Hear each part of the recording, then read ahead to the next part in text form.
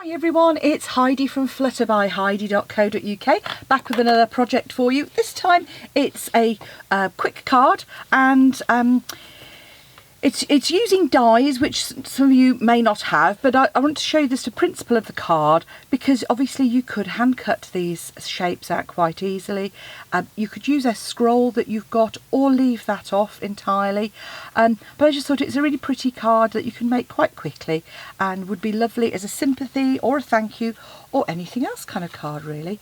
I've used some of the Parisian Blossoms paper to go with this, which has a lovely accent foiling.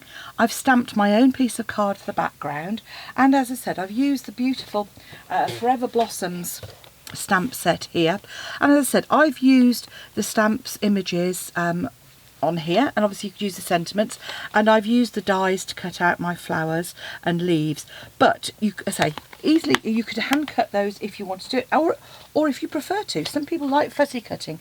Certainly it is very relaxing if you want to stamp out some images, cut them out in an evening while you're watching the telly, you get your feet up, or in the current climate if you're self-isolating.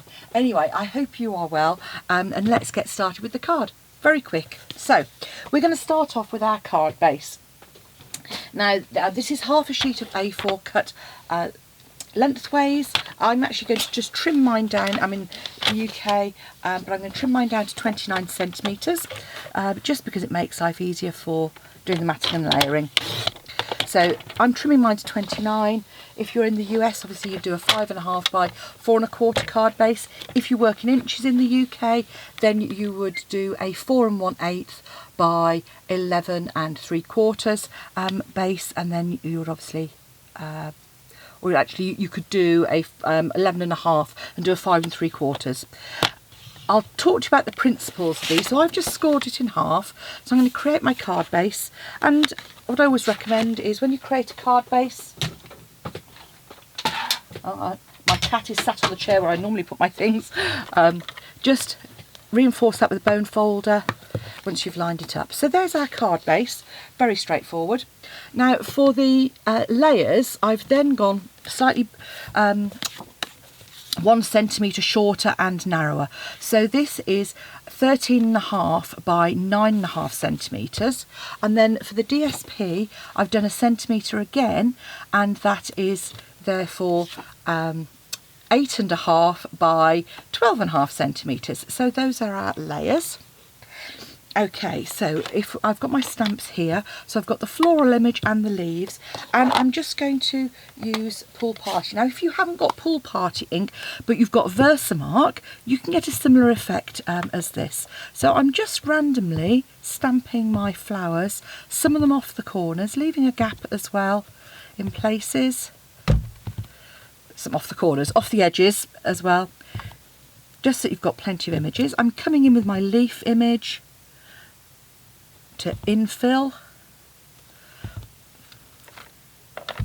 and you could obviously use the single leaf image for this as well, but what you want to do is just create a little pattern around the outside that echoes the pattern on the paper itself as well.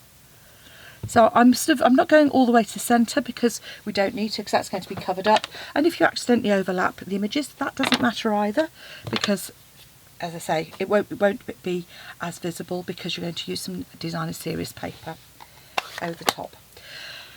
So having used that, okay, let's pop that onto our card base. And all I'm doing here is popping some glue on the back. I'm just going to use some wet glue here,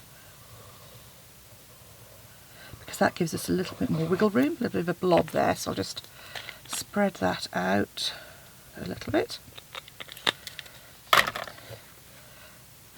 And then I'm popping that on the front of my card at an angle. Now, for some people, this might not suit your personality. You might not like to have things at an angle, and if you don't, then you can just layer as normal if that's your preference. So I've just put an angle and just put those two corners and centered it.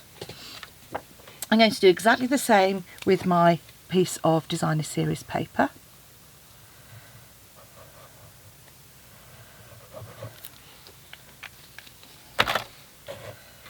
But I'm going to pop that at the opposite way. And you can see why I decided to. There we go. So it just overlaps.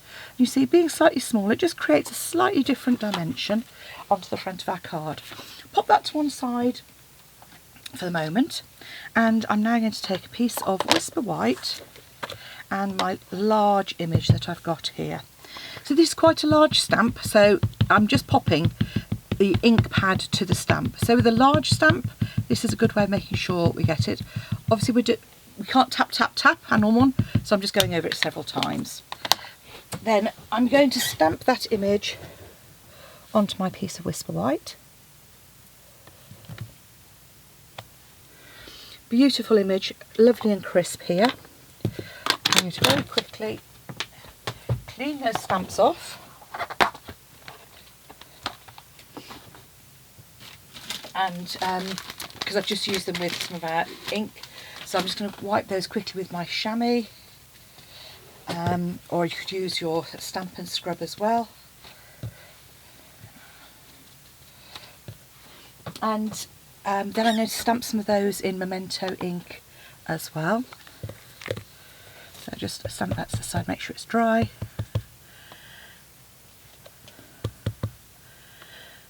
Now the lovely thing about these images is Stampin' Up have been brilliant this time. With a lot of these images now that you're likely to cut repeat ones out of, they often supply 2 of the dies when you get the die set. So in this instance,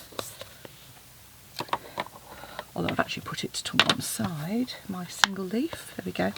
So this single leaf here, which I haven't yet stamped, there are actually 2 dies that cut that, so it means that you can pop those straight on. Now, 2 ways of doing our die cutting. So in terms of the dies, we want our leaf die, we want our larger die, and we want our individual leaves and our flowers. I would recommend that even if you're using a magnetic plate, what I like to do is I like to roughly cut my images out. And the reason for that is, even if you're using a magnetic plate, I don't like to have my images too close together, because if a die jumps, you then ruin your dies. So I just roughly cut them out. And even if you're not using magnetic plate, then it just gives you a chance to use a little bit of washi tape. With these, even though I'm going to use a magnetic plate for mine, I would still use a bit of washi tape for these. Now the other alternative is to stamp them and use your stamparatus, so die cut them then stamp them using stamparatus. Either would work, I just haven't got round to doing my kind of shapes for these. Now when you're lining up your dies with the new Stampin' Up dies, you'll notice they are really close fitting. So what I like to do is kind of pick a point like at the bottom, which is my stem, and just pop a bit of tape on that, and then just take another little piece and you'll just move it until you're happy with it, and just make sure that that washi tape goes on the outside.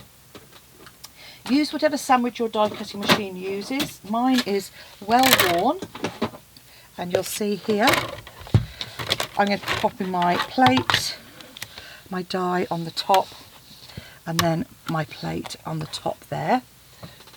And then I can just pop that through my die cutting machine. I'm not showing you that because you don't need to see me winding away, although I suppose that might be vaguely more interesting than just listening to my voice. Or perhaps not, who knows. Right, and then you come back and there's your beautiful die cut stamped image ready for you to start colouring. Okay, so just repeat that with all of your shapes and dies. As I said, there's 2 leaves, there is just 1 floral image, and the only thing with that is I would say when you pop it on, you just need to rotate it till you can see that it fits. So I usually pick a sort of a single bit that sort of sticks out a bit more, and that usually helps me. So there we go. So that's where we would pop it, just like so. Add our washi tape, and now obviously as is usually the case, I have popped some of these through already, so we're ready to go. So we've just die cut our image, and with the colouring for this image, I'm using light and dark petal pink, I'm using light and dark old olive, and it is as simple as just colouring in. So with these, because they're detailed stamps anyway, what I'm going to do, I'm not going to do that, I'm going to come in with my darker colour first. Now, you might decide you want something a bit darker. Now, if you wanted to, something like dark flirty flamingo would go with this. It's those kind of orangey peachy tones, or perhaps actually might be better calypso coral, maybe the light calypso coral. So I'm using my darkest colour that I'm going to use in the centres and on these pieces that have shading. So like so. So I'm just adding that in.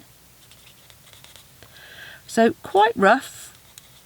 As I say, you might choose to use a different colour for depth. I've just used the petal pink just to show that you can get a very pleasing effect just by using one of the pairs. So you're going to come in and you're going to colour all of those leaves in, all of those flowers in even. I'm then going to do the same with my old olive. So I'm going to use my dark and use the bullet bit to just go over those darker shaded pieces. So you can see here I'm just coming in and going in where the stamp has got those natural bits of shading anyway. Then I'm coming in, and this time with my brush tip with the lighter old olive, and just going over those. So you're getting the shading from the stamp, the shading from the colour of the old olive. And if I compare that with if you just flat coloured, so you can see you get a nice effect anyway by flat colouring, but this just has that bit more dimension. And you can always come in afterwards and add a little bit more if you wanted to. And then again, just blend that in.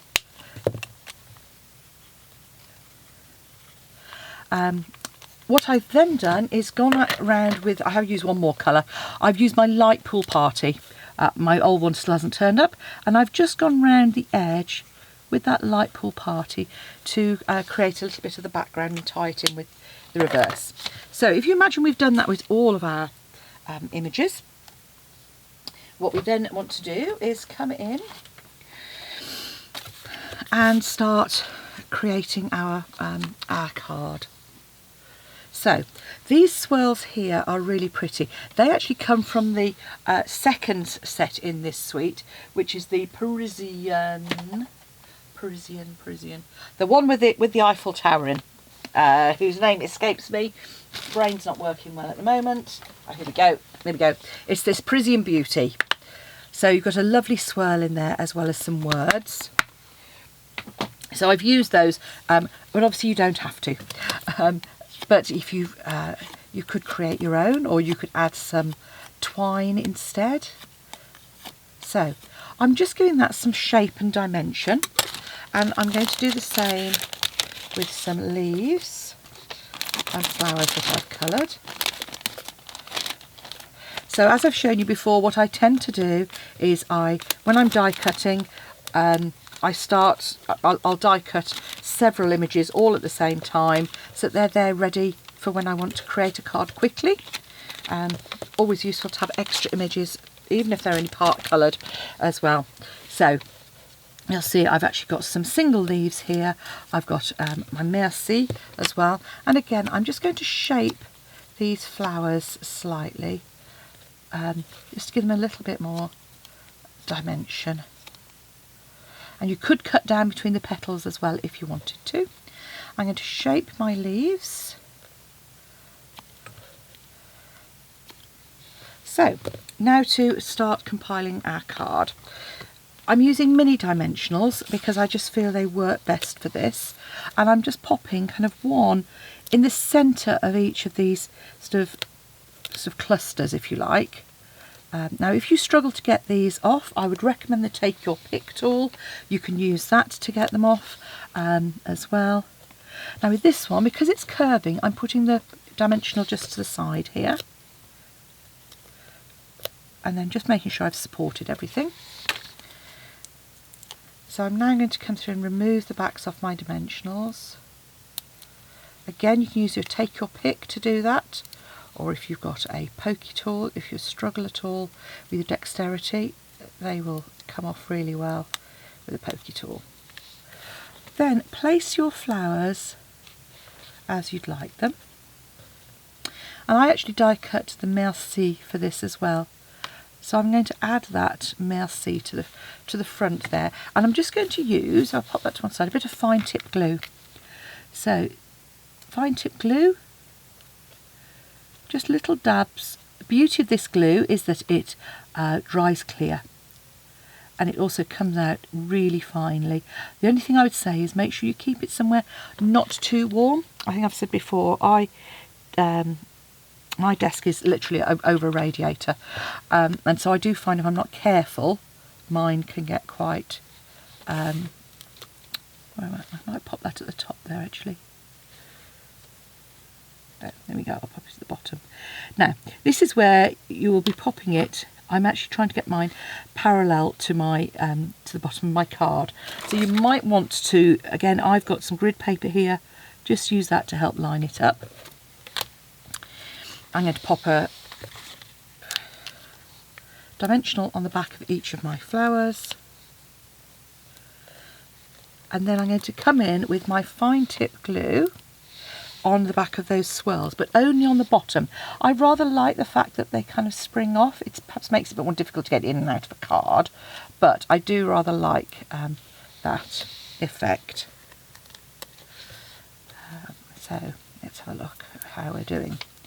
So if I come in with my fine tip glue again and just pop some bits, I might just add a couple of little dabs on the top there. Perhaps not have it quite so free-flowing. Again, with these swirls, if you wanted to, you could die cut these with some adhesive sheet on the back as well. Again, if dexterity is an issue for you, that might be an easier or better option for you. Or you can glue them behind something else. So, if we just... I meant to say before I put that down, I'm going to add my swirl in there, and I'm going to add on my other card, I actually added these first, which is probably a sensible idea. There we go. So I'm just adding those in, like so. I'm adding an extra flower just in the back here, and an extra leaf, and then I'm going to pop my final flower in the bottom corner just above my merci, and a couple of leaves either side. So it's a simple card today, but something a little bit different. Hope you like it, and as always, if you want to pop along to my blog, flutterbyheidi.co.uk, you can follow the links to purchase the products there, or pop along to my Stampin' Up shop, heidismith.stampinup.net. Obviously look quite different with the two different designer series papers. Which one do you prefer? Let me know. Thanks for watching. Come back and see me again soon. Bye.